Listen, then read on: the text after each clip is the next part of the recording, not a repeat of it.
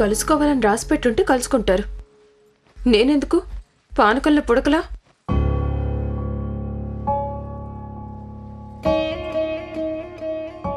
మా అమ్మ చేతులతో నువ్వు తీసుకుంటున్నావంటే వెరీ లక్కీ మహా.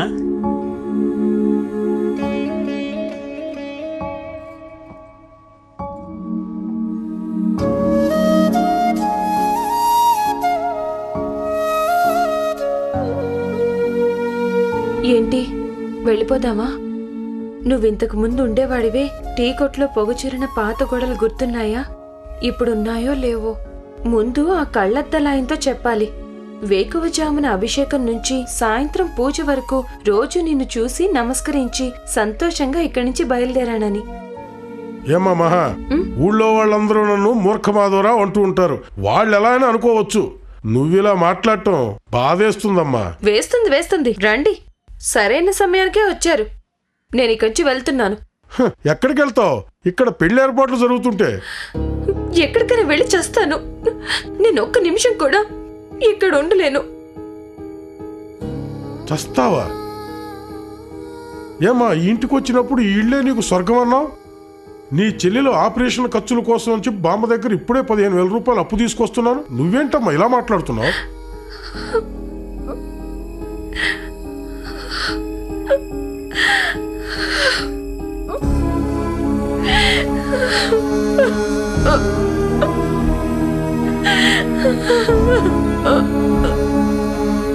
అమ్మా మహాలక్ష్మి, ఏడవకమ్మా.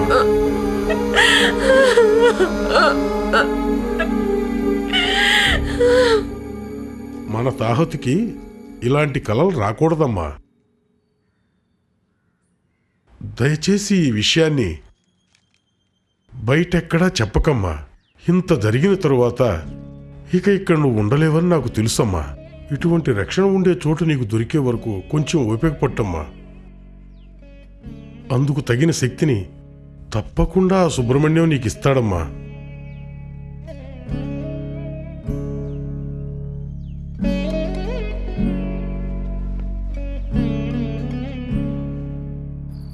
మహాని నువ్వు లవ్ చేస్తున్నావని తెలుసుంటే నేను ఇలాంటి నిర్ణయం తీసుకునేదాన్ని కాదు మనో. చిన్నతనం నుంచి నేను వేసుకునే షర్టును కూడా నువ్వే కొనిచ్చావమ్మా.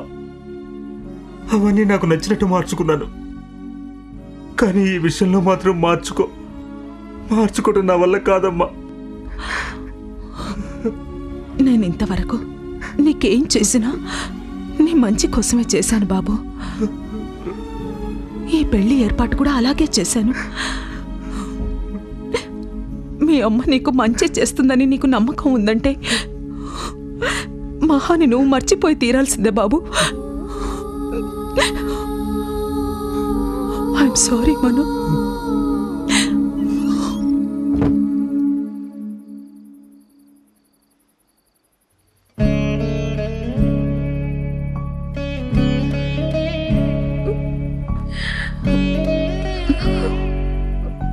నీ వేదన నాకు అర్థమైందమ్మా. కానీ ఇప్పుడు మరో దారి లేదు.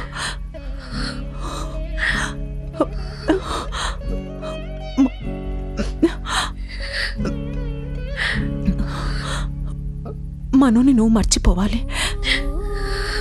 వాడితో కూడా నేను ఇదే చెప్పానమ్మా.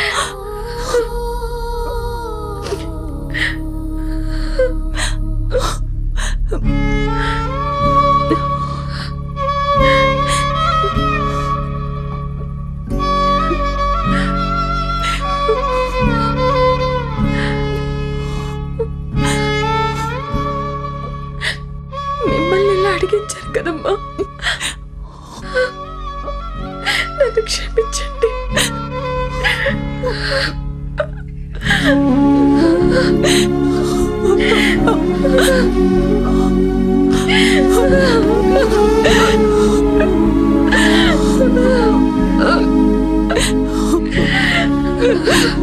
ఇక నుంచి ఈ మహా ఎవరికి ఇబ్బంది కలిగించదమ్మా. కష్టాలను ఇస్తాడు. ఈ లోకంలో తట్టుకోలేని సమస్య అంటూ ఏదీ లేదు.